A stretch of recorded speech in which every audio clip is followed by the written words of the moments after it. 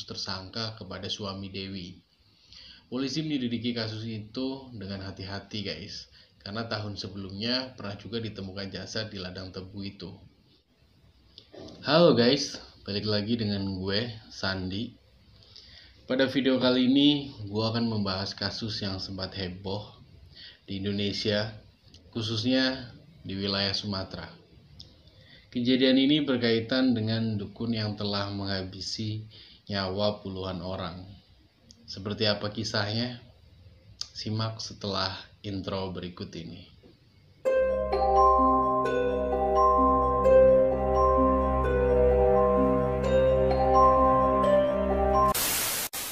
Pada tahun 1997, Indonesia digemparkan dengan seorang dukun yang tinggal di Dusun Aman Damai, Deli Serdang, Sumatera Utara.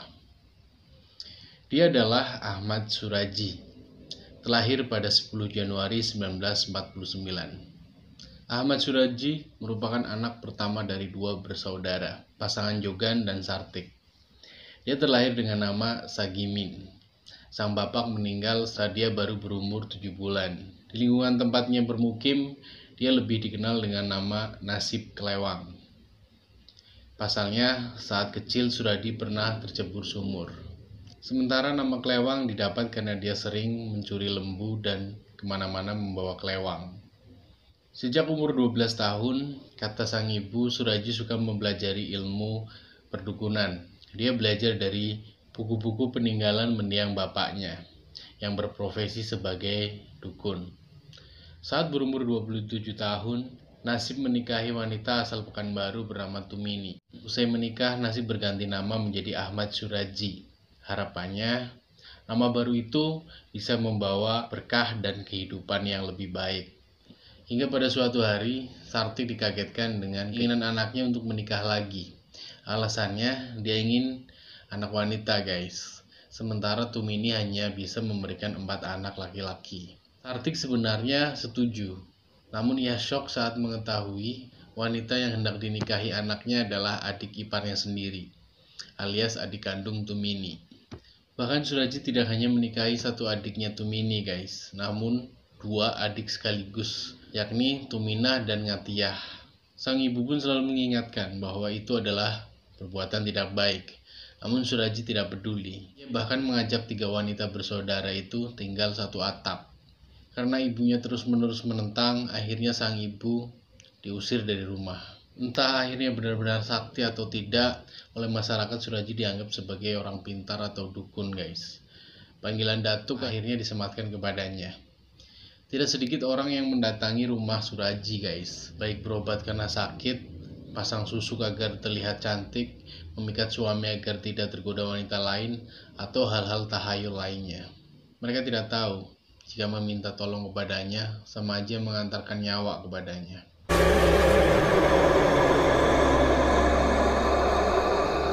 Diceritakan dari seorang korbannya yang sempat lolos, sebut saja namanya Ayu. Saat itu dia mendengar cerita dari temannya tentang si dukun ini guys. Katanya dukun ini bisa membuat wanita terlihat cantik dan awet muda. Lantas Ayu pun tergiur dan mendatangi. Awalnya biasa saja, layaknya konsultasi seperti biasa, dibacakan mantra dan meminum air yang sudah diberi bacaan-bacaan khusus. Lalu ritual selanjutnya dia harus bertemu Suraji malam hari di perbatasan desa. Karena tak curiga, Ayu mengiyakan. Setibanya di perbatasan, Ayu diajak ke ladang tebu yang tempatnya sepi dan gelap. Di situ pun Ayu menanyakan, kenapa harus di tempat itu? Suradi pun menjawab agar mendapatkan hasil yang sempurna harus mengikuti ritual sampai akhir. Sesampainya di ladang tebu, Suradi meletakkan karung dan tikar kecil guys. Lalu meminta Ayu untuk melepaskan semua pakaian yang dikenakan, termasuk perhiasannya. Semula Ayu ragu dan curiga. Namun, karena tipu daya Suraji berhasil membuat Ayu melakukannya. Mantra dibacakan oleh dukun ini guys. Lalu dia mengeluarkan sekop dan lainnya dari dalam karung untuk menggali tanah membuat sebuah lubang. Tanya Ayu harus melakukan tapa pendem atau mengubur Ayu sampai batas leher. Ayu pun awalnya menolak, Namun lagi-lagi, tipu daya Suraji mampu membuat Ayu melakukan hal tersebut. Hingga ada momen di mana Suraji membekap Ayu, lalu Ayu refleks dorong Suraji hingga masuk ke lubang buatannya sendiri. Ayu melarikan diri menggunakan pakaian sekedarnya, melewati tajamnya daun-daun pohon tebu. Ayu mengira akan diperkosa, maka dari itu dia tidak menceritakan hal itu ke siapapun. Menurut Ayu itu adalah sebuah aib. Pada tanggal 27 April 1997, terjadi kehebohan dengan penemuan jasad perempuan di ladang tebu, tempat di mana Ayu pernah dibawa oleh Suraji.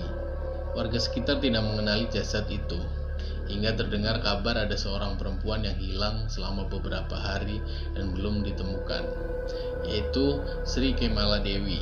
Setelah dicek, ternyata benar itu adalah jasad Sri Kemala Dewi. Awalnya keluarga Dewi mengira suaminya yang telah membunuh Dewi, lantaran mereka sempat cekcok sebelum Dewi menghilang. Suaminya pun akhirnya diamankan oleh polisi. Namun polisi tidak begitu saja langsung memberikan status tersangka kepada suami Dewi. Polisi menyelidiki kasus itu dengan hati-hati guys, karena tahun sebelumnya pernah juga ditemukan jasad di ladang tebu itu. Namun karena tidak cukup bukti, polisi menghentikan kasus itu.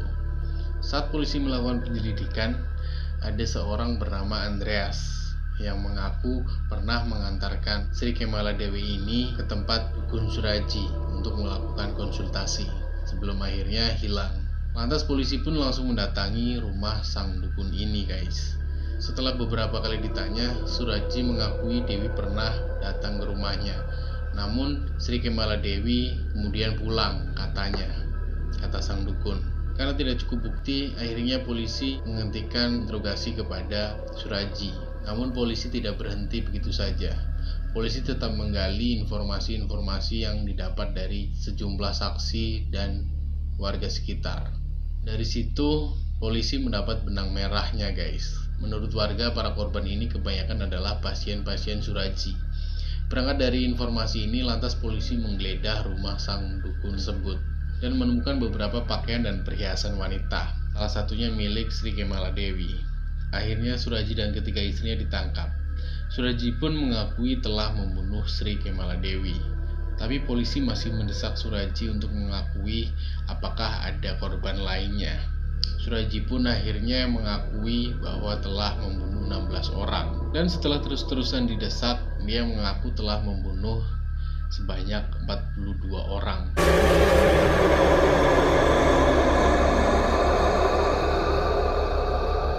Dan semua rata-rata perempuan. Para penyelidik terperangah guys. Mereka bertanya untuk apa membunuh wanita sebanyak itu.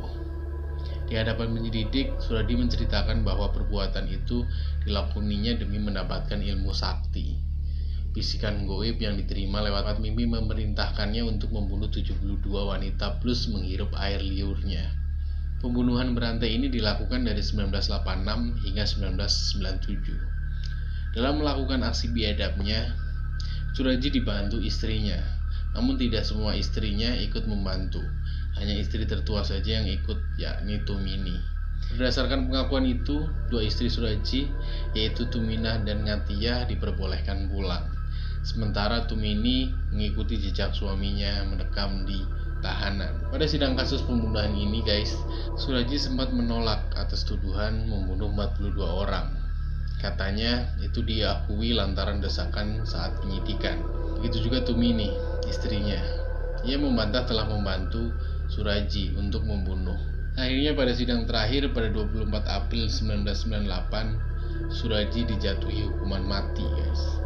Dan Tumini istrinya dihukum seumur hidup. Menjelang melaksanakan eksekusi, dia minta diberi kesempatan satu kali untuk bertemu dan bermesraan dengan Tumini, istri tertuanya. Akhirnya permintaan itu dikabulkan. Pada 10 Juli 2008, eksekusi hukuman mati pun dilakukan. Sekitar pukul 22, Suraji dihadapkan di depan 12 orang anggota redu tembak guys. Itulah kisah dukun sadis Ahmad Suraji yang pernah menggemparkan Indonesia guys. Buat kalian yang belum subscribe, ditunggu subscribe-nya. Sampai ketemu di video selanjutnya. Bye.